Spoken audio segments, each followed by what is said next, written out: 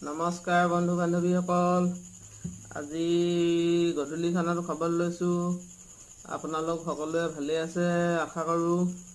আজি এই গধূলি সাজটো খাবলৈ বনাইছোঁ। এইফালে সৰু মাছ ফ্ৰাই, এইফালে বনাইছোঁ সৰু মাছ আৰু ঢেকীয়া পিঁয়াজৰ সৈতে এখন ভাজি, এইফালে বনাইছোঁ পটল ফ্ৰাই, এইফালে বনাইছোঁ বেঙেনা আৰু এখন পুৰিও নহয় ৰুটিও নহয়, ইয়াত মানে দিছোঁ ভেদাইলতা, মানিমুনি, নৰসিংহ এনেকৈ দি এখন ৰুটি বনাইছোঁ, লগত এপিচ বেঙেনা ফ্ৰাই কৰি এটা নতুন ৰেচিপি বনাইছোঁ। এইফালে বনাইছোঁ এইটো অকলবি আৰু